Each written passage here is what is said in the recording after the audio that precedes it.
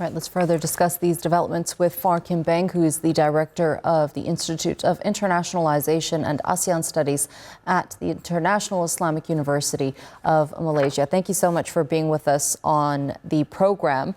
Trump's phone call, as we've seen, has done little to stop the fighting there along the border between Cambodia and Thailand. Why has it been so difficult to end this conflict?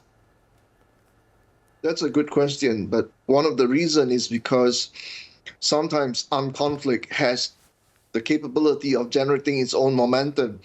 The orders coming from the top may not reach the ground immediately, but that having been said, it's quite encouraging that Trump has actually put the pressure on the two leaders. And the Thai Prime Minister Anutin himself said that this time it didn't come with any economic pressure. What he actually meant by that is that the United States has not threatened any trade embargo on Thailand in order for Thailand to stop the war.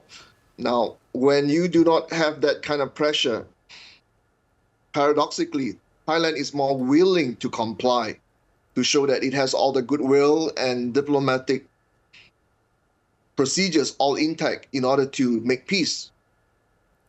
And Trump, he keeps touting the idea that he's ended 8 wars, including this one. And the fact that he hasn't managed to stop the fighting there, it doesn't look good on his part, according to many analysts. Do you think that this will motivate him now to put more pressure, the economic pressure that you mentioned, on the two sides? What would that pressure look like? Definitely. This will definitely motivate and encourage him to do even more, precisely because this is one of those issues that have been resolved or managed in an amicable manner before. Because in this part of the world, in Southeast Asia, it's actually not normal to see 2 states or more getting into armed conflict or war. To the degree that we have them, it's usually confined to the border, but not in the manner that is so intense, where the bombings go nonstop and the displacement have reached 500,000 people. So this is one of those conflicts out of the 8 that he claimed to be able to solve that is considered a lower hanging fruit that the White House or President Donald Trump himself could claim to be able to solve together with the Thai, Cambodian Prime Minister and Prime Minister of Malaysia, Dato Sri Anwar Ibrahim. But then we have to keep in mind that there is a rogue element on the ground, and that person is none other than former Prime Minister Hun Sen, who is instigating the conflict. Well, take us back to the root cause of what we're seeing happen today along the border, and why we're seeing, especially the communities around this border region, be heavily affected by this conflict. There are 2 versions to events, if I may put it that way.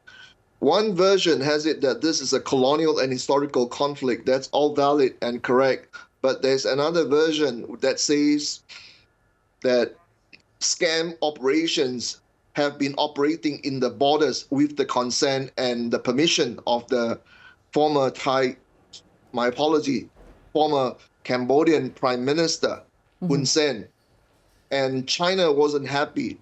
And during one of the trips between former Thai Prime Minister Paetongtarn and President Xi Jinping, there were very clear and specific orders from Beijing that all these scamming centers and operations running around the whole border of Thai and Cambodia should be stopped. And that's what exactly she did. But when she did that, the former Cambodian Prime Minister Hun Sen retaliated by leaking a phone call, which led to tempers going up and resulting in the war that you now witness. Right, and we're still seeing that political turmoil in Thailand unfold today. Phar Kim Beng, thank you so much for being with us here on TRT World and sharing that analysis with us.